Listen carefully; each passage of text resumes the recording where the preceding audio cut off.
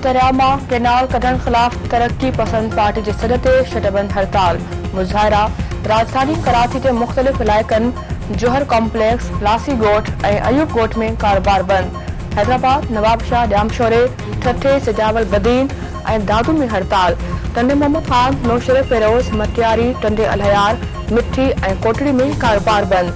मीरपुर, मातले, कंबर, शहदादपुर, केटी बंदर, नसीराबाद, खोरवा, तलहार ऐं नवकोट में हड़ताल। नवाब वली मोहम्मद, मीरपुर बठोरे, ठारूशाह, धाबेजी, टंडे जाम, शाहपुर जहानिया ऐं टंडे बागे में कारोबार बंद। बिरियाज सिटी, कुबेर सैद खान, कंडियारे, वारा, जाम साहब, तलहार, हाला ऐं डिगड़ी में हड़ताल। कड़ियो गवर, फुजी स्टेशन, शाहपुर चाकर, निंदो, खारे, दौड़, बांधी ऐं तंगवाणी में कारोबार बंद।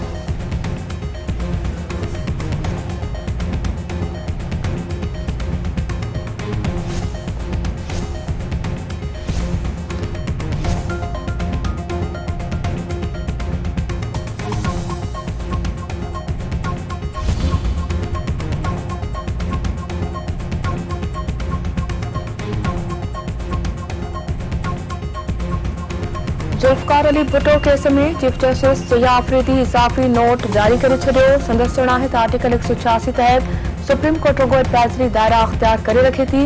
एडवाइजरी दायरा अख्तियार में अदालत कंहिं अॻूणे फ़ैसिले खे ख़त्म नथी करे सघे। उहो फेयर ट्रायल जे सवाल ते फ़ैसिले जे पैराग्राफ सां इत्तिफ़ाक़ करे थो। केस में ट्रायल कोर्ट ऐं एपलेट अदालत तरफ़ां फेयर ट्रायल जूं घुर्जूं पूरियूं न आहिनि कयूं वयूं।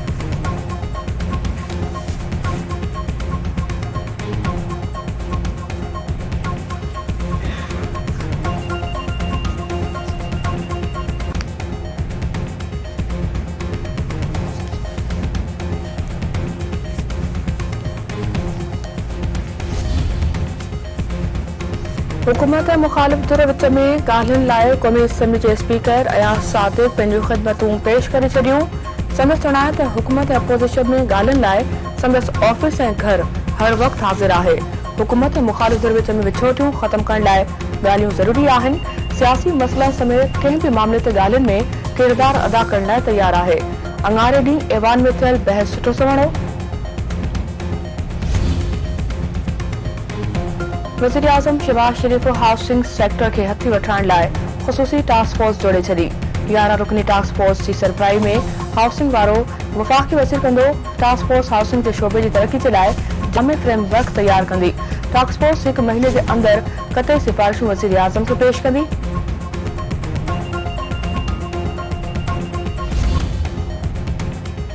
कैडेट कॉलेज पेटार में 62 वालिदैन दिहाड़ी जी तकरीब। सिंध जे वॾे वज़ीर मुराद अली शाह जो चवणु आहे त कैडेट कॉलेज पेटारो हिकु निरालो ऐं बहितरीन दर्सगाह आहे। कैडेट कॉलेज में शागिर्दनि खे स्टेट ऑफ द आर्ट जूं सहूलियतूं फराहम कई पियूं वञनि। कॉलेज मां तालीम हासिल कंदड़नि ज़िंदगी जे हर शोबे में पाण मञायो आहे। मुल्क जो ॿियो भेरो चूंडियल सदर आसिफ अली ज़रदारी भी कैडेट कॉलेज मां तालीम हासिल कई।